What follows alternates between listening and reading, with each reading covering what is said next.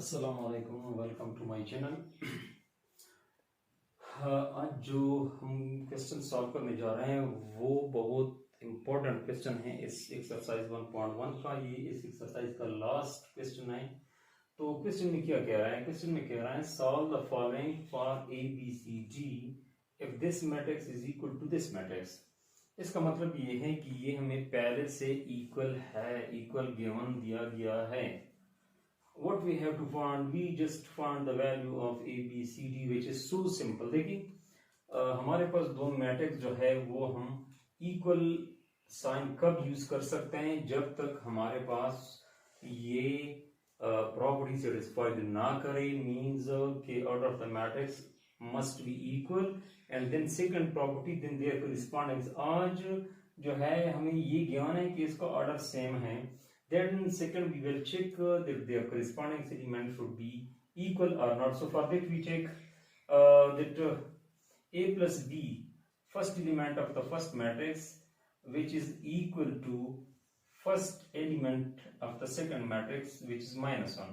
तो हमने लिया A plus B is equal to, ये मैंने -1 लिया। तो हमने यहां से क्या कर दिया? हमने यहाँ इसको हमने इक्वेशन 1 का नाम दिया, इससे हम वैल्यू ऑफ A फाइंड कर रहे हैं। तो b जो है इधर शिफ्ट कर रहा है, तो इसका मतलब ये a is equal to -1 minus b। अब देखिए सेकंड हमारे पास ये है कि सेकंड एलिमेंट इस मैट्रिक्स का वो बराबर होना चाहिए second matrix of the given matrix. तो ये सेकंड मैट्रिक्स जो है इस मैट्रिक्स के सेकंड मैट्रिक्स के एलिमेंट के बराबर होना चाहिए। ये जो सेकंड एलिमेंट है वो सेकंड मैट्रिक्स के सेकंड एलिमेंट के बराबर होना चाहिए। तो हमारे पास आ जाएगा b plus 2c is equal to 4। तो इसको हमने इक्वेशन 2 का नाम दिया। अब वी हैव टू फाइंड, यहां से हमने a की वैल्यू निकाली, अब यहां से हमने b की वैल्यू निकालनी है। तो b की वैल्यू निकालने के लिए हमने क्या करना है, 2c को इधर शिफ्ट कर दिया, जो कि हमारे पास बन गया 4। ये प्लस 2c है, इधर शिफ्ट कर रहे हैं, तो हमारे पास क्या आ जाएगा, -2c आ जाएगा। थर्ड स्टेप हमारे पास क्या है? थर्ड स्टेप ये है कि ये थर्ड एलिमेंट है इस फर्स्ट मैट्रिक्स का। अब सेकंड मैट्रिक्स के थर्ड एलिमेंट के साथ जो है, थर्ड एलिमेंट के साथ इसको अपनी इक्वल लेना है। तो ये हमारे पास बराबर हो जाएगा 8 के। तो इसका मतलब ये है 2c प्लस d, ये जो थर्ड एलिमेंट है इस फर्स्ट मैट्रिक्स का, ये बराबर होगा third element of the second matrix, जो कि हमारे पास 2c plus d is equal to 8, जिसको हमने इक्वेशन 3 का नाम दिया। अब यहां से हम d की वैल्यू फाइंड कर रहे हैं, ये चीज हमने नोट करना है।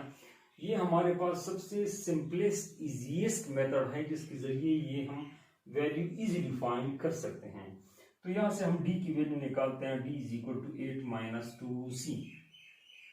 अब यहां पे हमारे पास जो फोर्थ वाला, यहाँ पे ये फोर्थ वाला एलिमेंट रहता है जो कि बराबर होना चाहिए इस मैट्रिक्स के एलिमेंट के।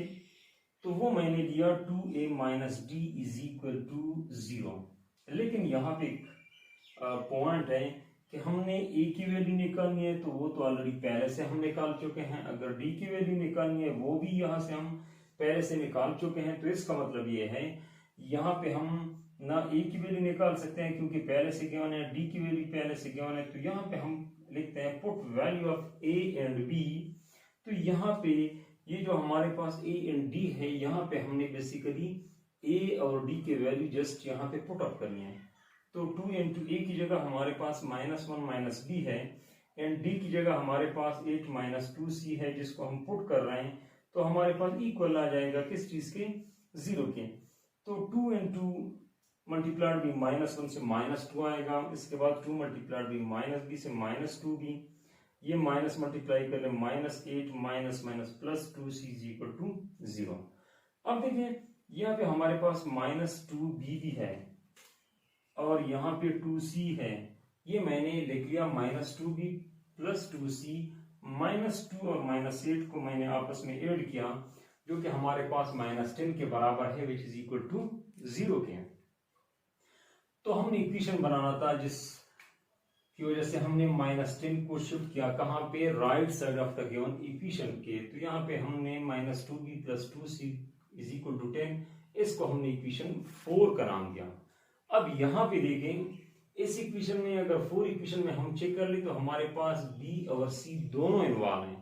अब यहाँ पे हमने कोई ऐसा इक्वेशन जो है देखना है जिसमें बी और सी दोनों इन्वॉल्व हो, लेकिन वो अगर हम देखें बी और सी जो है ये हमारे पास क्वेश्चन सॉरी इक्वेशन नंबर 2 में ऑलरेडी हमारे पास है, तो हम क्यों ना इक्वेशन 2 और इक्वेशन 4 को एक साथ ले लें। तो हमारे पास इक्वेशन 2 जो है वो है equation 2 b plus 2c is equal to 4, और ये इक्वेशन 4 जो है हमारे पास है minus 2b plus 2c is equal to 10। अब हम करने क्या जा रहे हैं, हम जो है चेक कर रहे हैं, हम फाइंड कर रहे हैं कि value of a B C d हमारे पास क्या है। तो इसके लिए हमारे पास दोनों का कोफिशिएंट हमारे पास सेम है, तो हम क्या कर लेते हैं, सब्ट्रैक्ट कर लेते हैं। सब्ट्रैक्शन के लिए हमारे पास मेथड ये है कि जो सिंबल यहाँ पे पहले से गिवन है उस सिंबल को क्या कर ली, रिप्लेस कर ले इसके इनवर्स से, मीन माइनस को प्लस से माइनस प्लस माइनस। तो यहाँ पे देखिए यहाँ पे प्लस 2c है, इसको हम कैंसिल कर सकते हैं माइनस 2c के साथ। इसका कोफिशिएंट अब है प्लस 2 और इसका कोफिशिएंट है 1, 2 प्लस 1 से आ जाएगा 3b is equal to minus 10 plus 6 से आ जाएगा माइनस 6। तो we have to find the value of p dividing both side by 3। तो जब हमने 3 पे डिवाइड किया हमारे पास b आ गया माइनस 2। बस that is the final point, ये हमारे पास फाइनल पॉइंट है जो हम प्रूव कर रहे थे। अब बाकी सब जो है इजी है।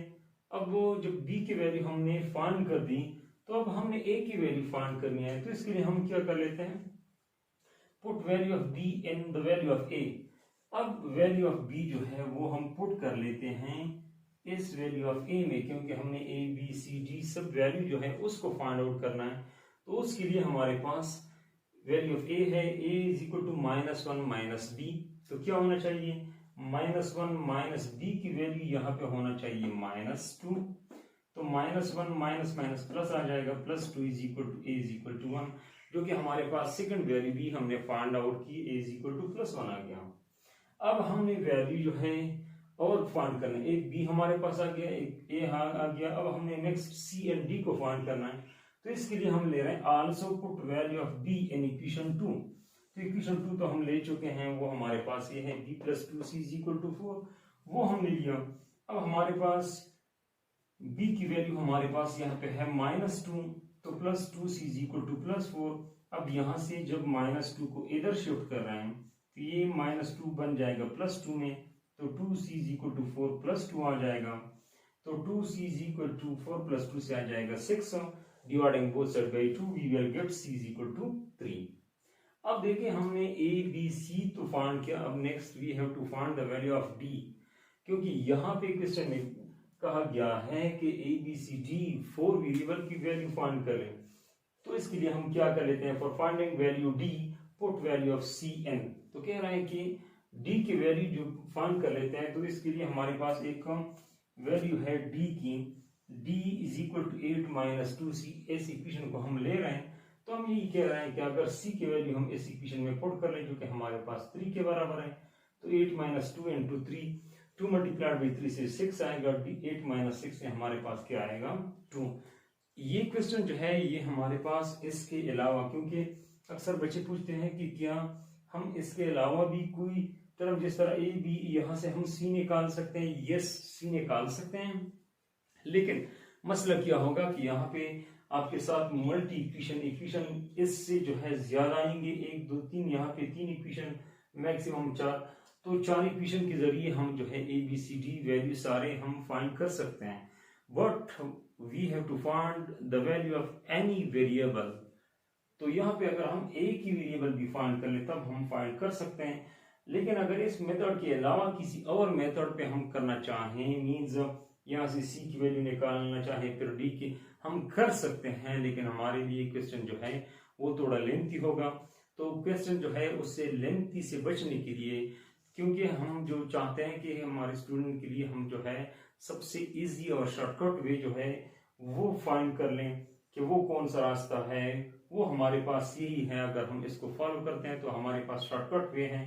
सो इस मेथड के जरिए हम ए बी सी डी की वैल्यू हम इजीली फाइंड कर सकते हैं। थैंक्स।